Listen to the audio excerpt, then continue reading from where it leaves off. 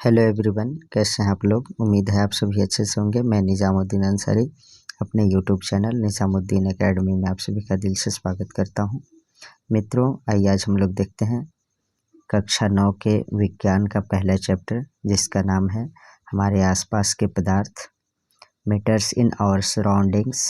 यह जो है सभी प्रतियोगी परीक्षाओं के लिए अति महत्वपूर्ण साबित होगा और कक्षा 9 के सभी विद्यार्थियों के लिए तो इम्पॉर्टेंट है ही। संपूर्ण व्याख्या सहित संपूर्ण प्रश्न उत्तर को भी देखेंगे एक ही वीडियो में, तो आप लोग धैर्यपूर्वक कंप्लीटली वीडियो को वॉच कीजिएगा, क्योंकि किसी भी एग्ज़ाम को जब हम लोग लिखते हैं तो उस एग्ज़ाम में जो भी क्वेश्चन पूछे जाते हैं वे क्वेश्चन एनसीईआरटी से संबंधित होते हैं। तो एनसीईआरटी ही हर समस्या का समाधान है। तो मैं इस सीरीज़ को स्टार्ट कर रहा हूँ और यह वीडियो लंबा होगा, तो आप लोग इसको थोड़ा धैर्यपूर्वक कम्प्लीटली वॉच कीजिएगा। चाहे एक बार में देखें या 2 बार 3 बार, जितने बार में भी आप देख सकें। जब तक आप कम्प्लीटली वीडियो को वॉच नहीं कीजिएगा तो आपको कोई फ़ायदा होगा नहीं। तो आइए देखते हैं हम लोग चैप्टर को। मित्रों, जिनको भी मेरा वीडियो स्पीड लगे वे स्लो करके देख लीजिएगा, जिनको स्लो लगे वे स्पीड बढ़ा करके देख लीजिएगा। चैप्टर 1 देखते हैं, हमारे आसपास के पदार्थ, मैटर इन आवर सराउंडिंग्स। आइए लाइन बाय लाइन हम लोग देखते हैं सभी को।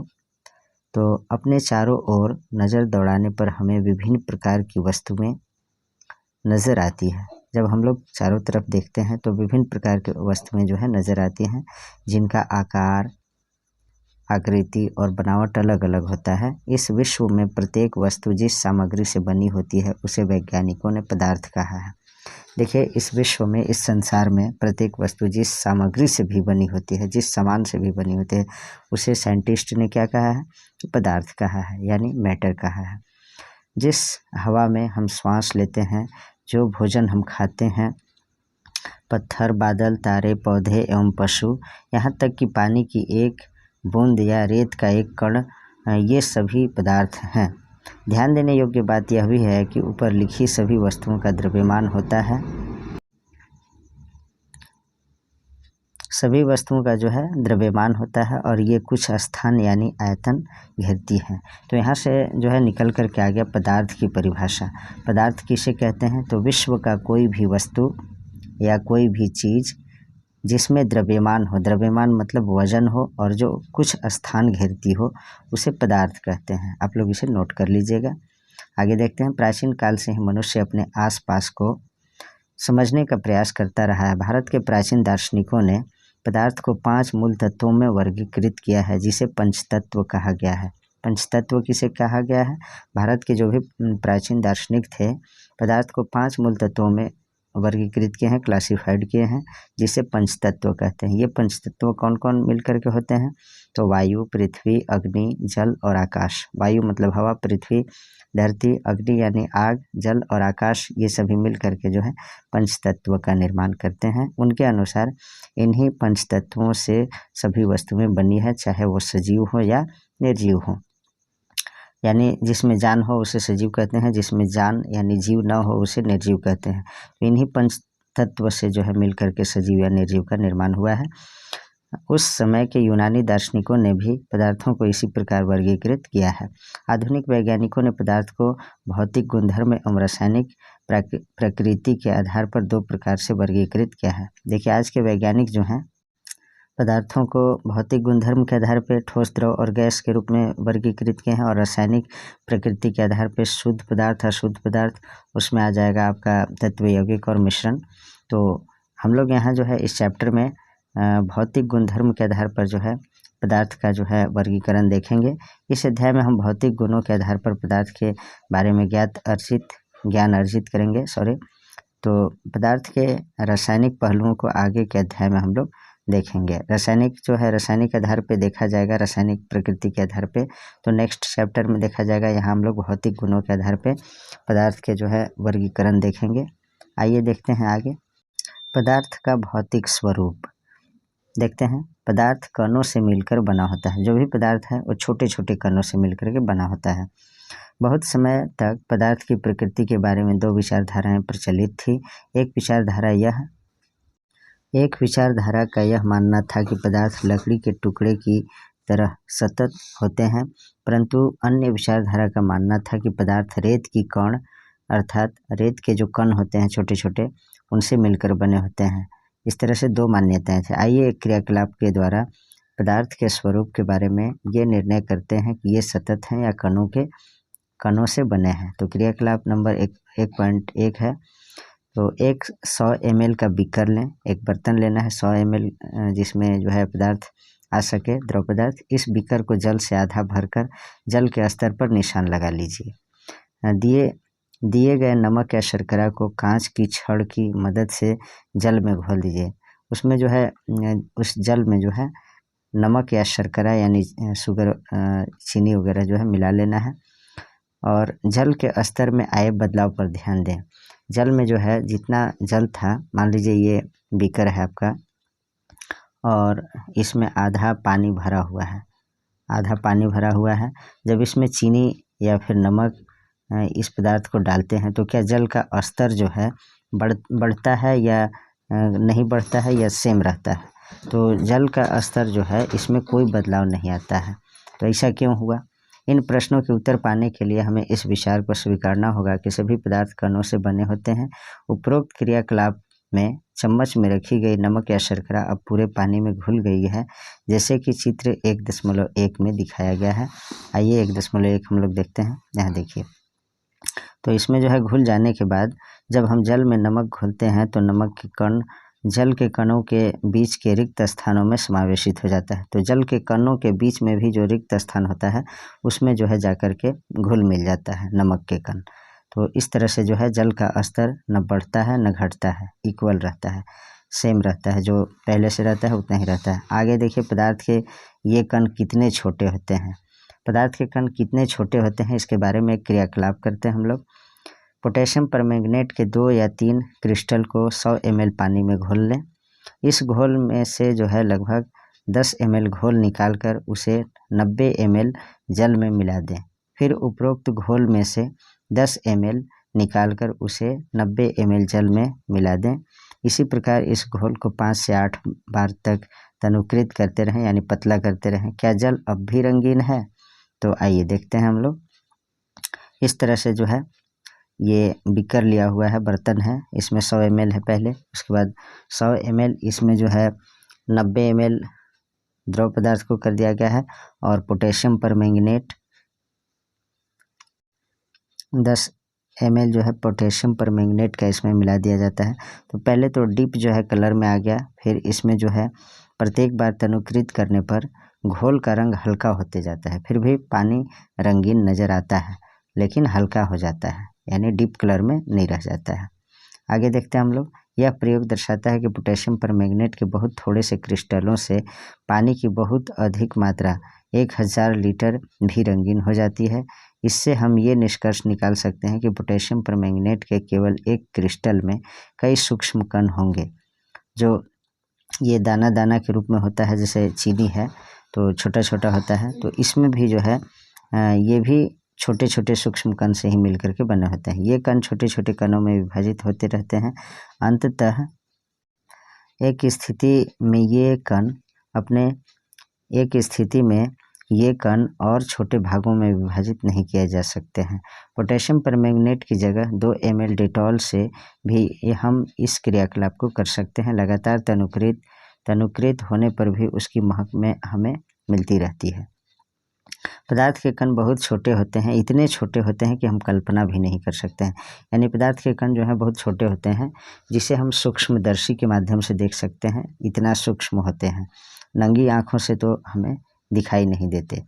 पदार्थ के कणों के अभिलाक्षणिक गुण, पदार्थ के जो कण होते हैं उनका अभिलाक्षणिक गुण कौन कौन है इसके बारे में देखिए। पदार्थ के कण जो हैं, पदार्थ के कणों के बीच रिक्त स्थान होता है। पदार्थ के कणों के बीच जो है खाली जगह होता है, यानी रिक्त स्थान होता है। और दूसरा है, पदार्थ के कण निरंतर गतिशील होते हैं। पदार्थ के कण जो भी होते हैं वे हमेशा गतिशील रहते हैं। फिर है तीसरा, पदार्थ के कण एक दूसरे को आकर्षित करते हैं। एक दूसरे को पदार्थ के कण जो है आकर्षित करते हैं, अपनी तरफ खींचते हैं। अब इन सभी के बारे में हम लोग बारी बारी से देखते हैं। पहला क्या था? तो पहला था आपका पदार्थ के कणों के बीच रिक्त स्थान होता है। क्रियाकलाप 1.1 और 1.2 में नमक, शर्करा और डिटॉल, इसके साथ ही पोटेशियम परमैंगनेट के कण समान रूप से पानी में वितरित हो गए। इसी प्रकार जब हम चाय, कॉफ़ी या नींबू पानी बनाते हैं तो एक पदार्थ के कण दूसरे पदार्थ के कणों के रिक्त स्थानों में समावेशित हो जाते हैं, यानी घुल मिल जाते हैं। यह दर्शाता है कि पदार्थ के कणों के बीच पर्याप्त रिक्त स्थान होता है। दूसरा है, पदार्थ के कण निरंतर गतिशील होते हैं। क्रियाकलाप करते हैं इसके लिए। अपनी कक्षा के किसी कोने में एक बुझी हुई अगरबत्ती रखें। इसकी सुगंध लेने के लिए आपको इसके कितने समीप यानी नज़दीक जाना पड़ता है। अब अगरबत्ती जला दें, क्या होता है, क्या दूर से ही इसकी सुगंध आपको मिलती है? अपने प्रेक्षण को नोट करें। देखिए, जब अगरबत्ती को जब हम जलाते हैं तो दूर तक जो है उसका धुआं निकलता है, धुआं से जो है सुगंध निकलता है। तो आप दूर बैठे रहेंगे तब भी आपको अनुभव होगा। तो ऐसा क्यों होता है? तो पदार्थ के कण निरंतर गतिशील रहते हैं इसलिए। और जब उसको तापमान देंगे, गर्म करेंगे तो और ज़्यादा जो है वो जो है गतिशील हो जाएगा और तेज़ी से जो है एक स्थान से दूसरे स्थान तक चला जाएगा। क्रियाकलाप 1.4 देख लीजिए। जल से भरे 2 गिलास या 2 बीकर लें। पहले बीकर के एक सिरे पर सावधानी से 1 बूंद लाल या नीली स्याही डाल दें और दूसरे में शहद डाल दें। इनको अपने घर में या कक्षा के एक कोने में रख दें। अपने प्रेक्षण को नोट करें। देखिए, स्याही की बूंद डालने के तुरंत बाद आपने क्या देखा? तो शहद की बूंद डालने के तुरंत बाद आपने क्या देखा? स्याही का रंग पूरे जल में एक समान रूप से फैलने में कितने दिन या घंटे लगाते हैं? देखिए, जब एक गिलास लेते हैं, इसमें मान लीजिए जल है और इसमें जो है स्याही का कुछ बूंद डालेंगे तो ये जो है धीरे धीरे जल को जो है ब्लू कर देगा, यानी नीला कर देगा। और शहद थोड़ा लेट से ही सही लेकिन वो भी घुल मिल जाता है। तो ऐसा क्यों होता है? क्योंकि पदार्थ के कण जो है गतिशील रहते हैं इसलिए। क्रियाकलाप 1.5 देखिए। एक गिलास गर्म पानी से और दूसरा ठंडे पानी से भरे गिलास में कॉपर सल्फेट या पोटेशियम परमैंगनेट का एक क्रिस्टल डालें। एक ओर रख दें और हिलाएं नहीं। क्रिस्टल को सतह पर बैठने दें। गिलास में ठोस क्रिस्टल के ठीक ऊपर क्या दिखाई देता है? समय बीतने पर क्या होता है? इससे ठोस और द्रव के कणों के बारे में क्या पता चलता है? क्या तापमान के साथ मिश्रित होने की दर बदलती है? क्यों और कैसे? तो देखिए, इसमें क्या है कि गर्म अगर रहेगा पदार्थ तो उसमें जो है थोड़ा जल्दी से घुल मिल जाता है और जो ठंडा रहता है। उपरोक्त तीनों क्रियाकलापों को देखें तो हमें इससे क्या निष्कर्ष निकलता है? पदार्थ के कण निरंतर गतिशील होते हैं, अर्थात उनमें गतिज ऊर्जा होती है। गतिज ऊर्जा होती है इसलिए वे गतिशील रहते हैं और ज़्यादा गतिज ऊर्जा रहेगा तो थोड़ा ज़्यादा ही गतिशील होंगे। तापमान बढ़ने से कणों की गतिज ऊर्जा तेज हो जाती है। तापमान बढ़ने से जो है कणों की गति तेज हो जाती है, इसलिए हम कह सकते हैं कि तापमान बढ़ने से कणों की गतिज ऊर्जा भी बढ़ जाती है। उपरोक्त तीनों क्रियाकलापों से हमने देखा कि पदार्थ के कण अपने आप ही एक दूसरे के साथ अंतः मिश्रित हो जाते हैं। ऐसे कणों के रिक्त स्थानों में समावेश के कारण होता है। 2 विभिन्न पदार्थों के कणों का स्वतः मिलना ही विसरण कहलाता है। एक चीज़ यहाँ देख लीजिएगा आप लोग, दो विभिन्न पदार्थों के कणों का स्वतः यानी अपने आप जो है एक दूसरे में जो है मिल जाना विसरण कहलाता है। इसको भी आप लोग याद रखिएगा।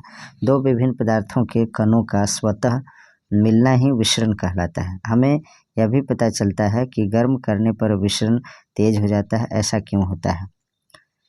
तो ऐसा क्यों होता है देखते हैं हम लोग। पदार्थ के कण एक दूसरे को आकर्षित करते हैं। पदार्थ के जो भी कण होते हैं एक दूसरे को अपनी तरफ आकर्षित करते हैं।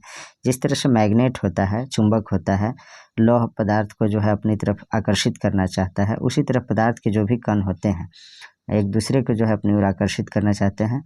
क्रियाकलाप के माध्यम से समझते हैं इसको। इस खेल को एक मैदान में खेलें। आगे बताए गए ढंग से 4 समूह बनाकर मानव श्रृंखला बनाएं। पहला समूह इर्द मिश्मी नर्तकों की तरह एक दूसरे को पीछे से कसकर पकड़ लें। इसके बाद दूसरा समूह एक दूसरे का हाथ पकड़कर मानव श्रृंखला बना लें। तीसरा समूह केवल उंगली के सिरे से छूकर एक श्रृंखला बना लें। अब चौथा समूह उपरोक्त वर्णित तीनों मानव श्रृंखलाओं को तोड़कर छोटे समूहों से बांटने का प्रयास करें। किस समूह को तोड़ना आसान था और क्यों? यदि हम प्रत्येक विद्यार्थी को पदार्थ का एक कण माने तो किस समूह के कणों ने एक दूसरे को सबसे अधिक बल से पकड़ कर रखा है। तो क्रियाकलाप 1.7 भी देख लीजिए। एक लोहे की कील, एक चौक का टुकड़ा और एक रबड़ बैंड लें। इन पर हथौड़ा मारकर, काटकर या खींचकर उसे भंगुर करने का प्रयास करें, यानी चूर चूर करने का प्रयास करें, उसको जो है तोड़ने का प्रयास करें। इन तीनों में से किसके कण अधिक बल से एक दूसरे से जुड़े हैं। देखिए हथौड़ा से किसको किसको करना है, तो लोहे के कील को और चौक को और एक रबड़ को। तो देखिए सबसे ज़्यादा जो बल से जुड़े होते हैं वे कौन होते हैं, तो लोहा को जो है अधिक बल लगा करके उसे तोड़ा जा सकता है। अब देखते हैं 1.8 क्रियाकलाप। एक थाली में जल लेकर उसे उंगली से काटने का प्रयास करें। क्या जल की सतह कटती है? जल की सतह न कटने का क्या कारण है? उपरोक्त तीनों क्रियाकलाप सुझाते हैं कि पदार्थ के कणों के बीच एक बल कार्य करता है। यह बल कणों को एक साथ रखता है। इस आकर्षण बल का सामर्थ्य प्रत्येक पदार्थ में अलग अलग होता है। अब देखिए यहाँ जो है 4 प्रश्न हैं, इन सभी को जो है हम लोग लास्ट में देखेंगे। जैसे यहाँ क्वेश्चन नंबर 1 है, निम्नलिखित में से कौन से पदार्थ हैं? तो कौन से पदार्थ हैं? पदार्थ की परिभाषा क्या है? तो वैसे वस्तु जिसमें द्रव्यमान हो और जो स्थान घेरती हो उसे पदार्थ कहते हैं। तो कुर्सी क्या है? पदार्थ है। वायु पदार्थ है। स्नेह क्या है? स्नेह, प्रेम, घृणा। तो इसके बारे में जो है हम लोग लास्ट में देख लेंगे। पहले जो है लाइन बाय लाइन क्वेश्चन ये टॉपिक को देख लेते हैं। पदार्थ की अवस्थाएं देखते हैं। देखिए स्टेट्स ऑफ मैटर, पदार्थ की अवस्थाएं। अपने आसपास के पदार्थों को ध्यान से देखें तो ये कितने प्रकार के होते हैं। हम पाते हैं कि पदार्थ अपने 3 रूप में होते हैं, ठोस, द्रव और गैस। पहले तो ठोस रहेगा यानी हार्ड रहेगा, मजबूत, और द्रव रहेगा लिक्विड फॉर्म में यानी कि बहने वाला पदार्थ, जैसे जल हो गया, तेल हो गया, दूध हो गया, घी हो गया। गैस हो गया, गैसीय पदार्थ हो गया, जैसे नाइट्रोजन, ऑक्सीजन, हाइड्रोजन, ये सभी। तो हम लोग जो है आसपास में जो भी पदार्थ को देखते हैं वे सामान्यतः जो है 3 तरह के होते हैं, ठोस, द्रव और गैस। पदार्थ की ये अवस्थाएं उसके कणों के विभिन्न विशेषताओं के कारण होती है। देखिए जो है पदार्थ के सामान्यतः 3 अवस्थाएं होते हैं, ठोस, सॉलिड, द्रव, लिक्विड और गैस। और इसके अलावा जो है चतुर्थ अवस्था क्या होता है, तो चतुर्थ अवस्था होता है प्लाज्मा। पदार्थ की चतुर्थ अवस्था क्या होता है? प्लाज्मा। और पंचम अवस्था होता है बोस-आइंस्टाइन कंडेंसेट। ये जो है BEC होता है, बोस-आइंस्टाइन कंडेंसेट। तो इसके बारे में तो हम लोग उच्च कक्षाओं में देखेंगे। यहाँ आपको जो है ठोस, द्रव और गैस के बारे में कक्षा 9 में पढ़ना है। आइए देखते हैं पदार्थ की ये अवस्थाएं उनके कणों के विभिन्न विशेषताओं के कारण होती है। अब हम पदार्थ के तीनों अवस्थाओं के गुणों का विस्तार से अध्ययन करेंगे। ठोस अवस्था के बारे में सबसे पहले देखते हैं। ऐसे मैं बता दूं, ठोस का जो होता है आकार और आयतन जो है दोनों निश्चित होता है। देखिए क्रियाकलाप के माध्यम से निम्नलिखित वस्तुओं को एकत्रित करें। पेन, किताब, सुई, लकड़ी की छड़। इसके बाद देखते हैं इन वस्तुओं के चारों ओर पेंसिल घुमाकर इनके आकार का रेखाचित्र बनाएं। क्या इन सभी का निश्चित आकार, स्पष्ट सीमाएं तथा स्थिर आयतन है? इन पर हथौड़ा मारने, खींचने या गिराने से क्या होता है? क्या इनका एक दूसरे में विसरण संभव है? बल लगाकर इनको संपीड़ित यानी दबाना, संपीड़ित करना यानी दबाना करने का प्रयास करें। क्या इनका संपीड़न होता है यानी इसको दबाया जा सकता है? उपरोक्त सभी उदाहरण ठोस के हैं। हम देख सकते हैं कि इन सभी का एक निश्चित आकार होता है, स्पष्ट सीमाएं होती है तथा स्थिर आयतन यानी नगण्य संपीड्यता होती है, यानी उसको दबाया नहीं जा सकता है। बाह्य बल लगाने पर भी ठोस अपने आकार को बनाए रखते हैं। बल लगाने पर ठोस टूट सकते हैं लेकिन इनका आकार नहीं बदलता है, इसलिए दृढ़ होते हैं यानी हार्ड होते हैं। निम्नलिखित पर विचार कीजिए। रबड़ बैंड को क्या माना जाएगा? क्या खींचकर इसका आकार बदला जा सकता है? क्या ये ठोस हैं? विभिन्न आकार के बर्तनों में रखने पर चीनी और नमक उन्हीं बर्तनों के आकार ले लेते हैं। क्या ये ठोस हैं? स्पंज क्या है? यह ठोस है लेकिन फिर भी इसका संपीड़न संभव है। क्यों? ये सभी ठोस ही हैं क्योंकि जिनका जो है तीनों में ABCD में जो ABC में जो चर्चा हुआ है, जिनका ये सभी ठोस हैं क्योंकि बाह्य बल लगाए जाने पर रबड़ बैंड का आकार बदलता है और बल हटा लेने के बाद पुनः अपने मूल आकार में आ जाता है। अत्यधिक बल लगाने पर यह टूट जाता है। तो ये भी ठोस है। चाहे हमें शर्करा या नमक को अपने हाथ में ले लें या किसी प्लेट या जार में रखें, इनके क्रिस्टल के आकार नहीं बदलते हैं, इसलिए भी ठोस है। स्पंज में बहुत छोटे छिद्र होते हैं जिनमें वायु का समावेश होता है। जब हम इसे दबाते हैं तो वे वायु बाहर निकलती है, जिससे इसका संपीड़न संभव होता है। द्रव अवस्था के बारे में देखते हैं, इसमें भी क्रियाकलाप है, इसको देख लेते हैं पहले। निम्नलिखित वस्तुओं को एकत्रित करिए: जल, खाना पकाने का तेल, दूध, जूस, शीतल पेय। तो विभिन्न आकार के बर्तन, प्रयोगशाला के एक मापक सिलेंडर की सहायता से इन बर्तन में 50 ml पर निशान लगा लें। इन द्रवों को फर्श पर डाल देने पर क्या होगा? तो फर्श पर डालेंगे तो ये बहना शुरू करेंगे। किसी एक द्रव का 50 ml माप कर विभिन्न बर्तनों में क्रमशः एक एक करके डालें। क्या प्रत्येक बार आयतन एक समान रहता है? क्या द्रव का आकार एक समान रहता है? द्रव को एक बर्तन से दूसरे बर्तन में उड़ेलने पर क्या यह आसानी से बहता है? तो देखिए, द्रव पदार्थ जो होता है उसका जो है आकार अनिश्चित होता है, लेकिन आयतन निश्चित होता है। अर्थात हम कह सकते हैं कि द्रव पदार्थ है यानी जल है। ये गिलास में मैं रखा हूँ जल, और इस गिलास के जल को जो है, इस गिलास के जल को मान लीजिए 50 ml है, और इस जल को कटोरे में रख दिया जाएगा। जब कटोरे में रख दिया जाएगा तो गिलास में रखने पर गिलास की आकृति ग्रहण कर लेता है, और कटोरा में रखेंगे तो कटोरे का आकृति ग्रहण कर लेता है। तो इसका जो है आकार जो है अनिश्चित रहता है, लेकिन आयतन जो है 50 ml ही रहेगा दोनों। तो इस तरह से आप समझ सकते हैं द्रव की परिभाषा। द्रव वह पदार्थ है जिसका आकार अनिश्चित हो लेकिन आयतन निश्चित रहता है। आइए आगे देखते हैं हम लोग। प्रेक्षण से हम पाते हैं कि द्रव का आकार नहीं लेकिन आयतन जो है निश्चित होता है। जिस बर्तन में इन्हें रखा जाए तो ये उसी का आकार ले लेते हैं। द्रवों में बहाव होता है और इनका आकार बदलता है, इसलिए ये दृढ़ यानी हार्ड नहीं होते हैं लेकिन तरल होते हैं। तरल मतलब इनमें बहाव होता है। क्रियाकलाप 1.4 और 1.5 के संदर्भ में हमने देखा कि ठोस और द्रव का मिश्रण द्रवों में संभव है। वातावरण की गैसें विसरित होकर जल में घुल जाती है। ये गैसें विशेषतः ऑक्सीजन और कार्बन डाइऑक्साइड जलीय जंतुओं तथा पौधों के लिए अनिवार्य होती हैं। सभी जीवधारी अपने जीवन निर्वाह के लिए श्वास लेते हैं यानी सांस लेते हैं। जलीय जंतु जल में घुली हुई ऑक्सीजन के कारण श्वास लेते हैं। इस तरह से हम इस निष्कर्ष पर पहुंचते हैं कि द्रव में ठोस, द्रव और गैस तीनों का जो है विसरण संभव है। ठोसों की अपेक्षा द्रवों में विसरण की दर जो है अधिक होती है। ऐसा इसलिए है क्योंकि द्रव अवस्था में पदार्थ के कण स्वतंत्र रूप से गति करते हैं, और ठोस की अपेक्षा द्रव के कणों में रिक्त स्थान भी अधिक होता है। अब गैसीय अवस्था के बारे में देखते हैं। आपने कभी उस गुब्बारे वाले पर ध्यान दिया है जो गुब्बारा बेचते हैं? तो उसमें जो है गैस के एक ही सिलेंडर से बहुत सारे गुब्बारों में हवा भरता है। उससे पता लगाएं कि एक सिलेंडर से वह कितने गुब्बारे भरता है। उससे पूछिए कि सिलेंडर में कौन सी गैस है। क्रियाकलाप देखते हैं। 100 ml की 3 सिरिंज लें, उनके सिरे को रबर के कॉर्क से बंद कर दें, जैसे कि चित्र 1.4 में नीचे दिखाया गया है। सभी सिरिंजों के पिस्टन को हटा लें। पहली सिरिंज में हवा रहने दें, दूसरी में जल और तीसरी में चॉक के टुकड़े भर दें।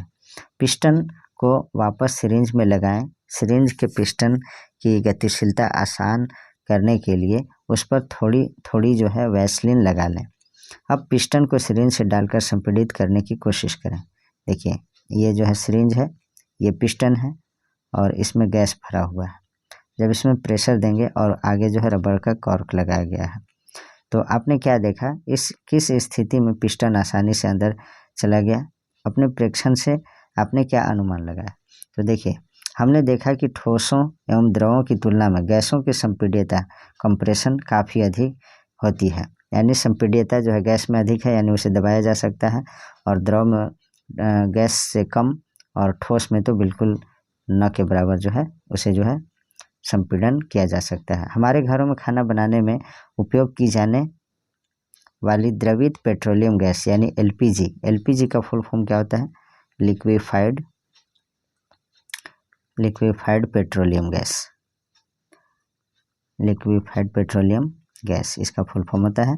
और यह जो है कहाँ इस्तेमाल किया जाता है, तो घरों में।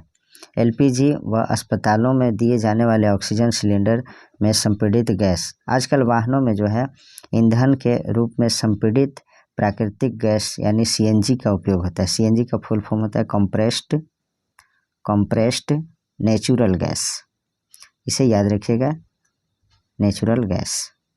तो सीएनजी का प्रयोग कहाँ होता है, तो आजकल जो है वाहनों में ईंधन के रूप में संपीड़ित प्राकृतिक गैस, इसको हिंदी में कहते हैं कंप्रेस्ड नेचुरल गैस, इंग्लिश में कहते हैं सीएनजी शॉर्ट में कहते हैं, इसका उपयोग किया जाता है। और इसमें जो है वाहन में जो है धुआं कम निकलता है इससे, इसलिए इसका उपयोग जो है शहरों में किया जा रहा है और सीएनजी से चलने वाली गाड़ी का प्रयोग किया जाता है। संपीड़ितता काफ़ी अधिक होने के कारण गैस के अत्यधिक आयतन को एक कम आयतन वाले सिलेंडर में संपीड़ित किया जा सकता है एवं आसानी से एक स्थान से दूसरे स्थान तक भेजा जा सकता है। हमारी नाक तक पहुंचने वाली गंध से बिना रसोई में प्रवेश किए ही हम जान सकते हैं कि क्या पकाया जा रहा है। ये गंध हम तक कैसे पहुंचती है, जैसे कोई भी भोजन पदार्थ बनता है तो हम लोग जो है जब बनता है तो उसके महक से पता चल जाता है कि कौन सा खाना पक रहा है। जैसे मान लीजिए कहीं अंडा वगैरह के दुकान के करीब में आप जाएंगे तो जब दुकानदार अंडा पका रहा होता है तो हमको जो है दूर से ही उसका सुगंध मिल जाता है और हम जान जाते हैं कि ये अंडा पकाया जा रहा है। तो ऐसा क्यों आखिर होता है, ये गंध हम तक कैसे पहुंचती है? खाने की गंध के कण जो है वायु में मिल जाते हैं और रसोई से फैलकर हम तक पहुंच जाते हैं। ये गंध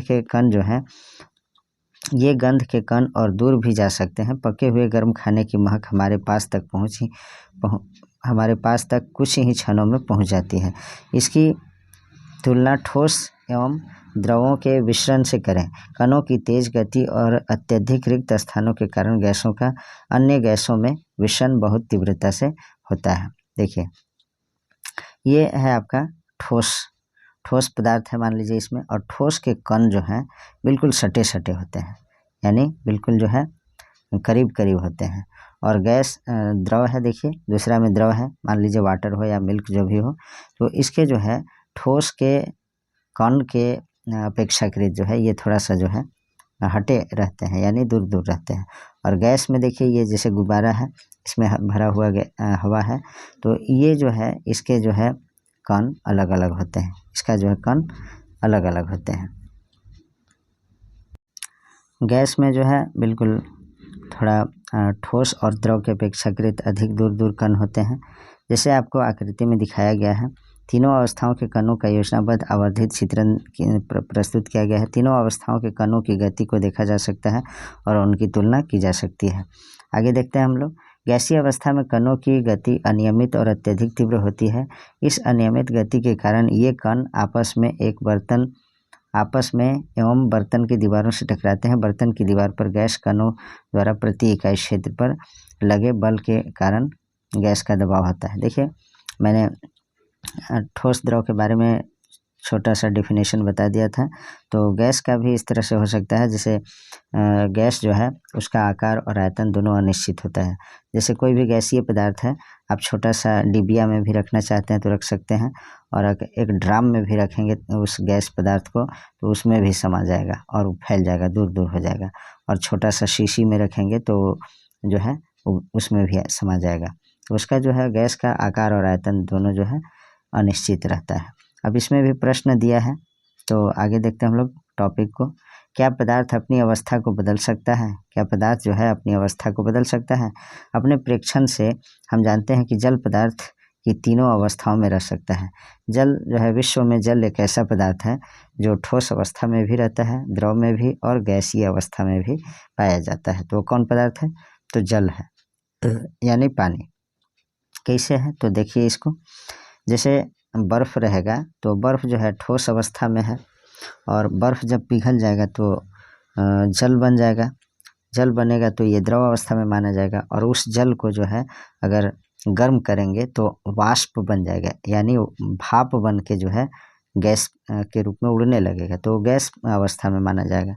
तो जल ही एक ऐसा पदार्थ है जो तीनों अवस्था में पाया जाता है। अवस्था बदलने के दौरान पदार्थ के अंदर क्या होता है? अवस्था के परिवर्तन से पदार्थ के कणों पर क्या प्रभाव पड़ता है? क्या हमें इन प्रश्नों का उत्तर नहीं खोजना चाहिए? बिल्कुल खोजना चाहिए। साइंस जो है साइंस तो खोज पर ही आधारित है। तो आइए देखते हैं हम लोग तापमान परिवर्तन का प्रभाव।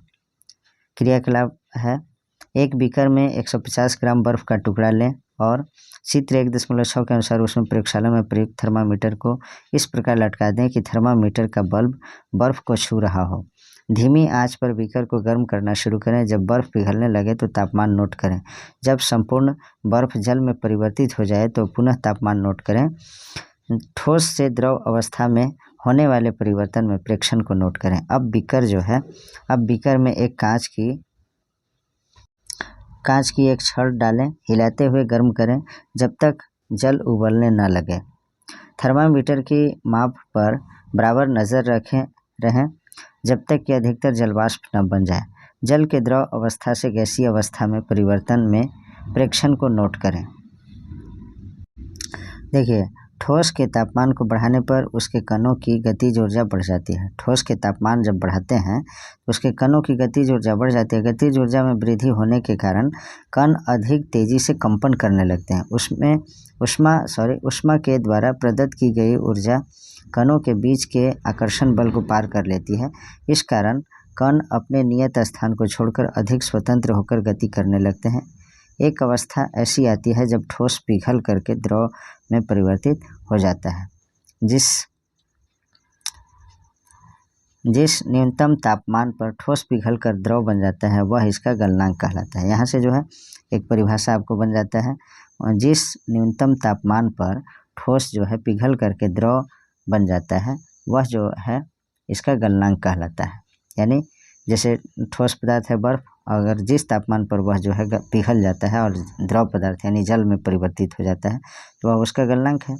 किसी ठोस का गलनांक उसके कणों के बीच के आकर्षण बल के सामर्थ्य को दर्शाता है। बर्फ का गलनांक कितना होता है? तो बर्फ का गलनांक 273.15 केल्विन होता है। इसे शॉर्ट में 273 केल्विन लिखते हैं और इसको जो है 273 केल्विन बराबर जो है 0 डिग्री सेल्सियस होता है। इसे याद रखिएगा। अब देखते हैं हम लोग गलने की प्रक्रिया यानी ठोस से द्रव अवस्था में परिवर्तन को संगलन भी कहते हैं, यानी गलना। क्या बोलते हैं? संगलन यानी गलना। अब यहाँ देखिए नोट में जो दिया है इसको अवश्य देखिए, इसमें भी काफ़ी इंपॉर्टेंट चीज़ दिया है। इसको मैं पढ़ के सुना दे रहा हूँ, अगर नहीं दिख रहा हो तो मैं इसको पढ़ दे रहा हूँ। तापमान के अंतर्राष्ट्रीय एसआई मात्रक जो है केल्विन होता है। तापमान का एसआई मात्रक क्या होता है? केल्विन होता है। 0 डिग्री सेल्सियस बराबर 273.15 केल्विन होता है। शॉर्ट में इसको 273 केल्विन लिखते हैं। सुविधा के लिए हम दशमलव का पूर्णांक बनाकर 0 डिग्री सेल्सियस बराबर 273 केल्विन ही मानते हैं। तापमान की माप केल्विन से सेल्सियस में बदलने के लिए दिए हुए तापमान से 273 घटाना चाहिए और सेल्सियस से केल्विन में बदलने के लिए दिए हुए तापमान में 273 जोड़ देना चाहिए। जैसे आपका 1 डिग्री सेल्सियस है तो 1 डिग्री सेल्सियस है, जब इसको आपको केल्विन में बदलना है तो इसको क्या करना होगा?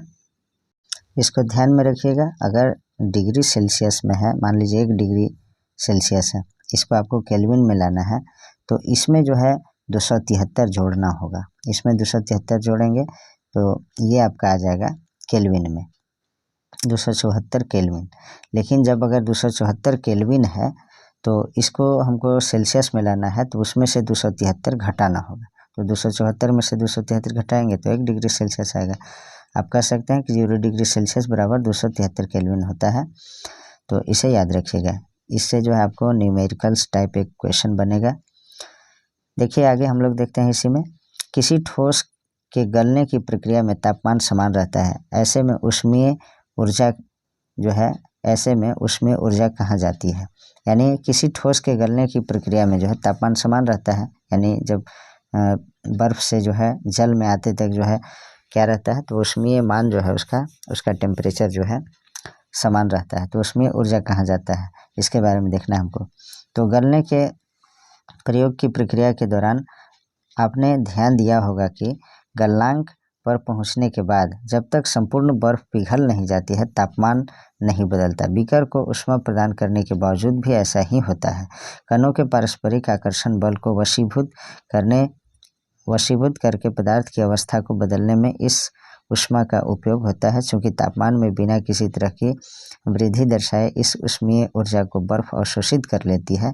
यह माना जाता है कि यह बीकर में ली गई सामग्री में छुपी रहती है, जिसे गुप्त ऊष्मा कहते हैं। यह जो है गुप्त ऊष्मा के कारण जो है उसका तापमान नहीं बदलता है। यहाँ गुप्त ऊष्मा का अभिप्राय छुपी हुई ऊष्मा से है।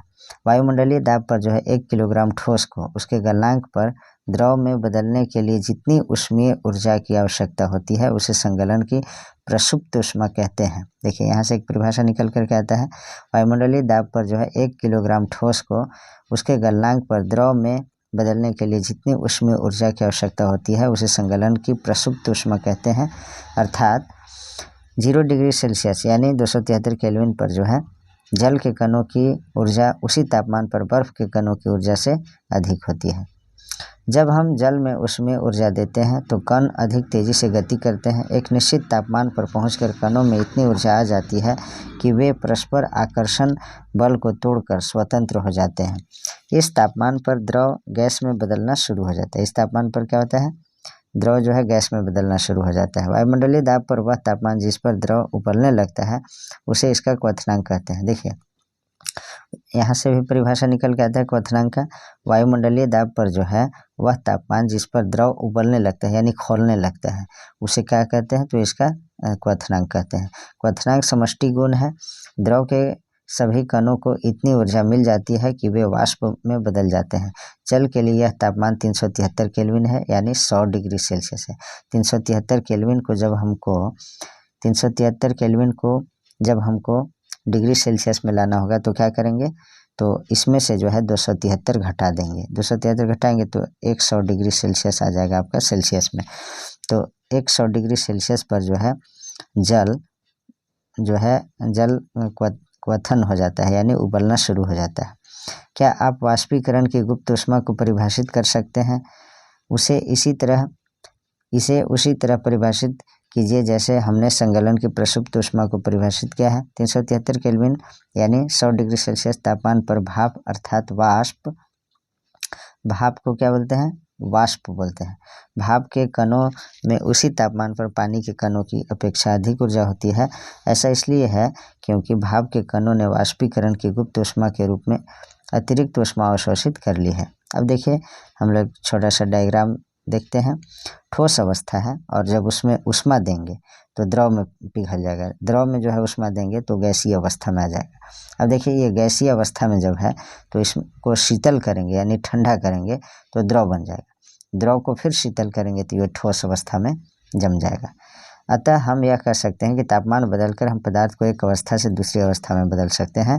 हमने सीखा कि गर्म करने पर पदार्थ की अवस्था बदल जाती है। गर्म होने पर ये ठोस से द्रव और द्रव से गैस बन जाते हैं। लेकिन कुछ ऐसे पदार्थ हैं जो द्रव अवस्था में परिवर्तित हुए बिना ठोस अवस्था से सीधे गैस अवस्था में और वापस ठोस में बदल जाते हैं। तो देखिए कुछ ऐसे पदार्थ होते हैं जो ठोस अवस्था में तो रहते हैं लेकिन ठोस से द्रव में आए बिना, सॉलिड में रहते हैं लेकिन लिक्विड में आए बिना डायरेक्ट जो है गैसीय अवस्था में आ जाते हैं। और गैस से जो है लिक्विड में नहीं आएंगे यानी द्रव में नहीं आएंगे, फिर डायरेक्ट जो है ठोस अवस्था में आ जाते हैं। जैसे हो गया कपूर, नेपथलीन की गोली जो कपड़े में रखा जाता है। तो ये सभी पदार्थ जो है सीधे ठोस अवस्था से द्रव में आए बिना सीधे गैसीय अवस्था में परिवर्तित हो जाते हैं। तो यह जो है ऊर्ध्वपातन कहलाता है। क्या कहलाता है? ऊर्ध्वपातन कहलाता है। तो आगे देखते हैं हम लोग। इसमें क्रियाकलाप है, थोड़ा सा कपूर लें और इसे चूर्ण करके यानी पाउडर फॉर्म में बना करके चीनी की प्याली चाइना डिश में जो है डाल दें। एक कीप को उल्टा करके इस प्याली के ऊपर रख दें। इस कीप के एक सिरे पर रुई का एक टुकड़ा रख दें जैसे चित्र 1.7 में दर्शाया गया है। अब धीरे धीरे गर्म करें। ध्यान दें रुई का टुकड़ा यहाँ लगाया हुआ है, उल्टा रखा हुआ कीप है, ठोस बना कपूर यहाँ रखा है, वाष्प बना कपूर यह जो है चीनी मिट्टी का प्याली में रखा गया है। तो इसमें जो है जब इसको टेम्परेचर देते हैं तो क्या होता है, ठोस से जो है सीधे गैस अवस्था में परिवर्तित हो जाता है। तो कपूर का ऊर्ध्वपातन होता है इस तरह से। उपरोक्त क्रियाकलाप से आप क्या निष्कर्ष निकाल सकते हैं? द्रव अवस्था में परिवर्तित हुए बिना ठोस अवस्था से सीधे गैस में बदलने की प्रक्रिया को ऊर्ध्वपातन कहते हैं। देखिए यहाँ परिभाषा आपको निकल करके आता है। द्रव अवस्था में परिवर्तित हुए बिना, कोई पदार्थ द्रव अवस्था में परिवर्तित हुए बिना ठोस अवस्था से सीधे गैस अवस्था में बदलने की प्रक्रिया को ऊर्ध्वपातन कहते हैं। और यहाँ से आगे देखिएगा, गैस से सीधे ठोस बनने की प्रक्रिया को निक्षेपण कहते हैं। अगर गैसीय अवस्था से द्रव में आए बिना सीधे जब ठोस में परिवर्तित हो जाता है तो उसको निक्षेपण कहते हैं। दाब परिवर्तन का प्रभाव देखते हैं। हम जानते हैं कि घटक कणों के बीच की दूरी में अंतर होने के कारण पदार्थों की विभिन्न अवस्थाओं में अंतर होता है। किसी सिलेंडर में भरी गैस पर दाब लगाने एवं संपीड़न करने पर क्या होगा? क्या इसके कणों के बीच की दूरी कम हो जाएगी? क्या आपको लगता है कि दाब बढ़ाने या घटाने से पदार्थ की अवस्था में परिवर्तन हो सकता है? तो ऐसा होता है। देखिएगा, यह जो है आपको दाब बढ़ाने पर पदार्थ के कणों का समीप लाया जा सकता है। अगर कोई गैसीय पदार्थ है, जब उसमें पिस्टन लगा करके प्रेशर दिया जाएगा तो वह जो है द्रव में परिवर्तित हो जाएगा। फिर उसको ज़्यादा जो है प्रेशर देंगे तो वो ठोस बन जाएगा। इस तरह से होता है। आइए देखते हैं, दाब के बढ़ने और तापमान घटने से गैस द्रव में बदल सकती है। क्या आपने ठोस CO2 के बारे में सुना है, जो ठोस कार्बन डाइऑक्साइड होता है, जिसे शुष्क बर्फ कहते हैं। किसको? तो ठोस कार्बन डाइऑक्साइड को जो है शुष्क बर्फ कहते हैं। इसे उच्च दाब पर संग्रहित किया जाता है। जब वायुमंडलीय दाब का माप 1 एटमॉस्फेयर हो तो ठोस CO2 यानी ठोस कार्बन डाइऑक्साइड द्रव अवस्था में आए बिना सीधे गैसीय अवस्था में परिवर्तित हो जाता है। यही कारण है कि ठोस कार्बन डाइऑक्साइड को शुष्क बर्फ यानी ड्राई आइस कहते हैं। इस तरह से हम कह सकते हैं कि पदार्थ की अवस्थाएं यानी ठोस, द्रव और गैस दाब और तापमान के द्वारा तय होती है। तो इस तरह से हम क्या कह सकते हैं कि पदार्थ की जितनी भी अवस्था है यानी ठोस, द्रव और गैस, तो दाब और तापमान के द्वारा तय होती है। आइए इस फिगर से हम लोग देखते हैं तीनों अवस्थाओं में पदार्थों का जो है अंतर रूपांतरण किस तरह से होता है। देखिए, ठोस पदार्थ है, ठोस को जो है जब हम लोग ऊर्ध्वपातित करेंगे यानी ठोस से सीधे आपको गैस में आ जाएगा तो इसको बोलेंगे ऊर्ध्वपातन, और गैस से सीधे जो है ठोस में जब आ जाएगा तो इसको बोलेंगे निक्षेपण। अब देखिए, गैस आपका जब द्रव में परिवर्तित हो जाएगा तो इसको बोलेंगे संघनन, और द्रव से जो है गैस बन जाएगा इसको बोलेंगे वाष्पीकरण। अब देखिए, ठोस द्रव में परिवर्तित हो जाएगा तो इसको बोलेंगे संगलन बोलेंगे जब ठोस द्रव में परिवर्तित हो जाएगा तो। लेकिन जब द्रव से अगर ठोस में जम जाएगा तो इसको जमना कहते हैं, इसे याद रखिएगा। अब यहाँ भी प्रश्न है, इसके आगे देखते हैं हम लोग वाष्पीकरण के बारे में। पदार्थ की अवस्था बदलने के लिए क्या सदैव ऊष्मा देना या दाब बदलना आवश्यक है? क्या अपने दैनिक जीवन से आप ऐसा कोई उदाहरण दे सकते हैं जिसमें बिना क्वथनांक पर पहुंचे हुए क्या कोई द्रव वाष्प अवस्था में बदल जाता है? जल को खुला छोड़ देने पर यह धीरे धीरे वाष्प में परिवर्तित हो जाता है। जल को जो है खुला में जब छोड़ देते हैं तो धीरे धीरे यह क्या होता है, तो वाष्प में परिवर्तित हो जाता है। जैसे गीले कपड़े जब सूख जाते हैं तो पानी कहाँ जाता है, तो वाष्पीकृत हो जाता है। हम जानते हैं कि पदार्थ के कण हमेशा गतिशील होते हैं और कभी रुकते नहीं। एक निश्चित तापमान पर गैस, द्रव या ठोस के कणों में विभिन्न मात्रा में गतिज ऊर्जा होती है। द्रवों में सतह पर स्थित कणों के कुछ अंशों में इतनी गतिज ऊर्जा होती है कि वे दूसरे कणों के आकर्षण बल से मुक्त हो जाते हैं। क्वथनांक से कम तापमान पर द्रव के वाष्प में परिवर्तित होने की इस प्रक्रिया को वाष्पीकरण कहते हैं।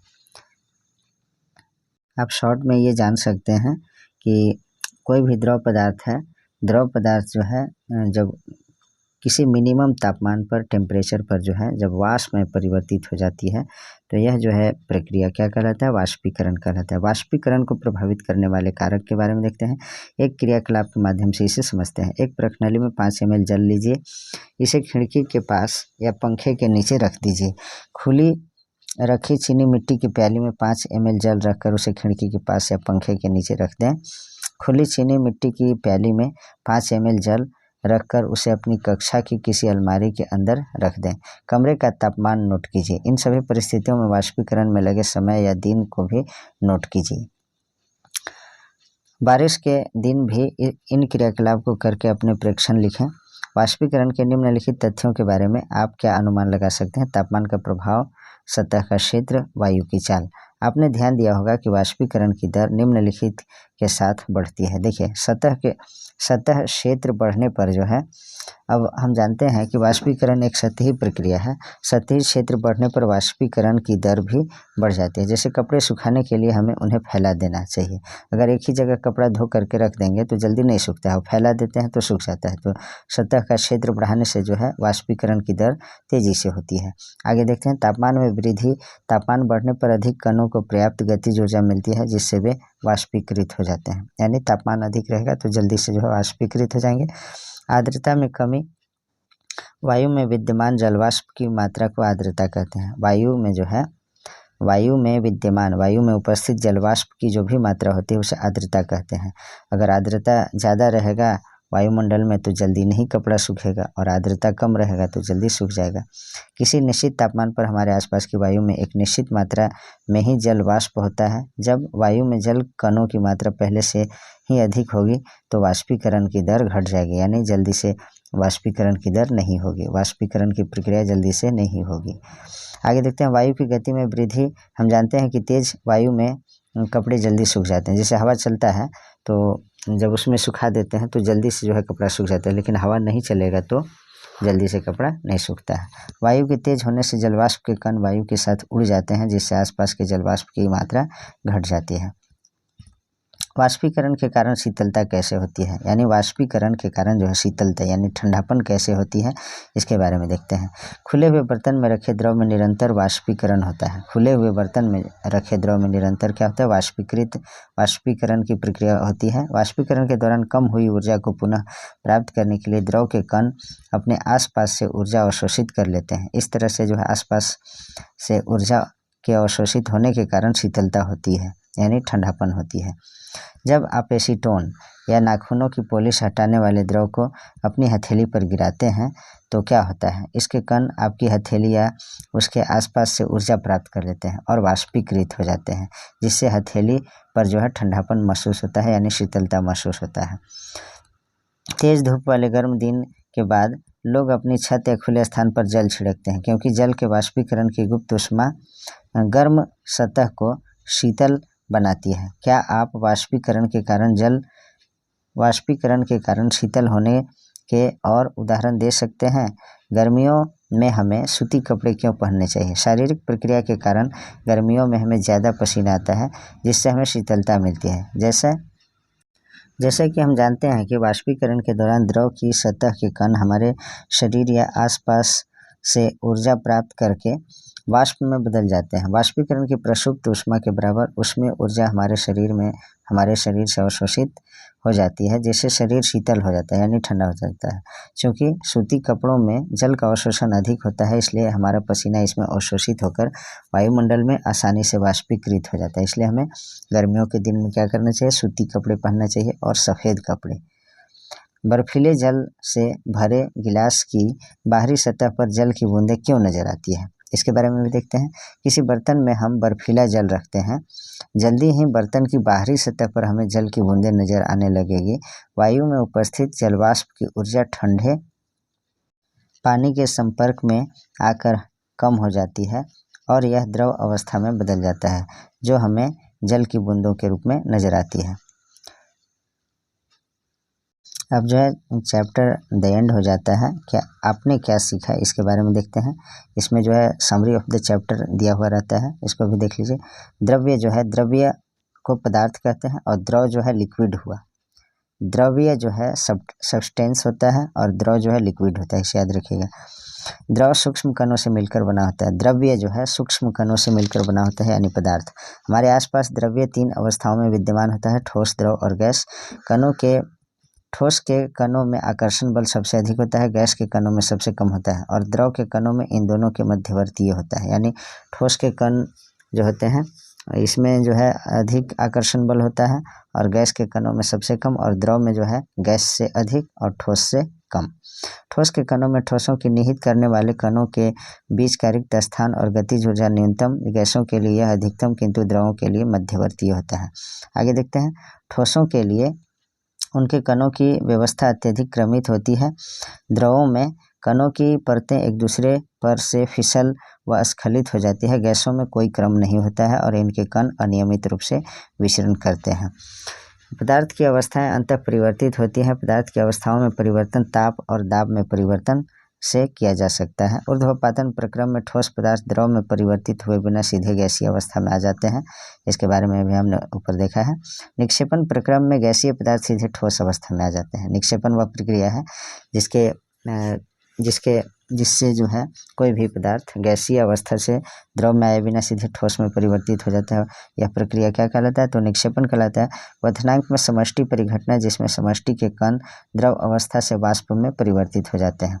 वाष्पीकरण एक सतह की परिघटना है। सतह के कण पर्याप्त ऊर्जा ग्रहण कर उनके बीच के परस्पर आकर्षण बलों को पार कर लेते हैं और द्रव को वाष्प अवस्था में परिवर्तित कर देते हैं। आगे देखते हैं वाष्पीकरण की गति निम्नलिखित कारकों पर निर्भर करती है। सतही क्षेत्रफल जिसका वायुमंडल के प्रति परित्याग होता है। तापमान, आर्द्रता, वायु की गति। वाष्पीकरण से ठंडक उत्पन्न होती है। वाष्पीकरण की गुप्त ऊष्मा ताप की वह मात्रा है जो 1 किलोग्राम द्रव को वायुमंडलीय दाब और द्रव के क्वथनांक पर गैसीय अवस्था में परिवर्तन करने के लिए प्रयोग होती है। आगे देखते हैं संगलन की गुप्त ऊष्मा ऊर्जा की वह मात्रा है जो 1 किलोग्राम ठोस को वायुमंडलीय दाब पर ठोस को उसके संगलन बिंदु पर लाने के लिए प्रयोग होती है। कुछ मापने योग्य राशियां और उनके मात्रक जिनका हमें ज्ञान होना चाहिए और इससे जो है क्वेश्चन बनते हैं। देखिए मूल मात्रक कितने हैं? तो 7 मूल मात्रक हैं। इसके बारे में देखते हैं हम लोग। राशि, मात्रक और प्रतीक। तापमान का मात्रक केल्विन होता है, प्रतीक बड़ा के होता है। लंबाई का मात्रक मीटर और स्मॉल m होता है। संहति यानी द्रव्यमान इसको कहते हैं। द्रव्यमान का मात्रक किलोग्राम और केजी इसका संकेत होता है यानी प्रतीक। भार का मात्रक न्यूटन होता है और इसको n से सूचित करते हैं। आयतन का मात्रक घन मीटर और मीटर क्यूब इसको जो है इसका प्रतीक होता है। घनत्व का किलोग्राम प्रति घन मीटर और केजी m पावर -3। दाब का पास्कल पीए होता है। तो 7 मूल मात्रक होता है और ये जो है 7 मूल मात्रक में से कौन कौन है इसमें? तो तापमान, लंबाई, संहति ये जो है मूल मात्रक के अंतर्गत आते हैं और बाकी जो है व्युत्पन्न मात्रक हैं। आइए आगे देखते हैं।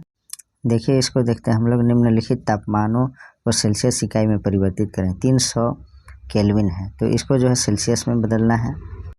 इसमें से जो है 273 घटा देंगे तो ये जो है आपका सेल्सियस में आ जाएगा। तो कितना आएगा? ये आपका आ जाएगा 27 डिग्री सेल्सियस, यानी 300 केल्विन जो है ये 27 डिग्री सेल्सियस आ जाएगा।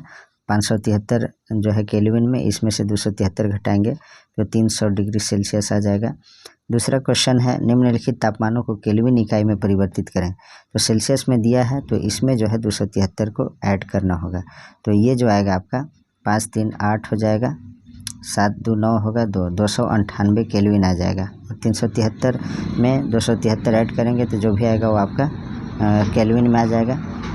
अब आइए देखते हैं पेज नंबर 4 जो एनसीईआरटी बुक है, पेज नंबर 4 में जो भी प्रश्न दिया है उसका प्रश्न का उत्तर देखते हैं। निम्नलिखित में से कौन से पदार्थ हैं? कुर्सी, वायु, स्नेह, गंध, घृणा, बादाम, विचार, शीतल पेय, इत्र की सुगंध। तो इसमें जो है पदार्थ कौन कौन है? कुर्सी है, वायु है, बादाम है, शीतल पेय है।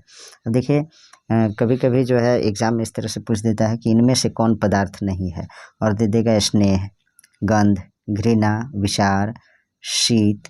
तो ये सभी जो है आपका पदार्थ नहीं है। प्रकाश भी पदार्थ नहीं है। तो जो पदार्थ नहीं है उसके बारे में भी आप लोग जान लीजिए। जो पदार्थ हैं कुर्सी, वायु, बादाम, शीतल पेय ये सभी पदार्थ हैं। पदार्थ जो नहीं है स्नेह, गंध, घृणा, विचार, शीत ये सभी पदार्थ नहीं है। तो इसके बारे में पता रहेगा तो आप आसानी से उसको टिक कर सकते हैं। दूसरा क्वेश्चन है निम्नलिखित प्रेक्षण के कारण बताइए। गर्मा गर्म खाने की गंध कई मीटर दूर से ही आपके पास पहुंच जाती है, लेकिन ठंडे खाने की महक लेने के लिए आपको उसके पास जाना पड़ता है। ऐसा क्यों होता है? तो इसका आंसर है यह पदार्थ के कणों की विशेषताओं का गुण है। जो तापमान बढ़ने से इनके कणों की गतिज ऊर्जा बढ़ जाती है और ये कण गतिज ऊर्जा बढ़ने से इनके बीच की दूरी अर्थात कणों के बीच रिक्त स्थान बढ़ जाता है और फैलने लगते हैं। यही कारण है कि गर्म खाने की महक ठंडे खाने की अपेक्षा तेजी से हमारे पास पहुंचता है। अगला क्वेश्चन है स्विमिंग पूल जिस पूल में जो है हम लोग तैरते हैं उसको स्विमिंग पूल बोलते हैं। स्विमिंग पूल में गोताखोर पानी काट पाता है, इससे पदार्थ का कौन सा गुण प्रेक्षित होता है? गोताखोर मतलब होता है तैराक, जो तैरता है।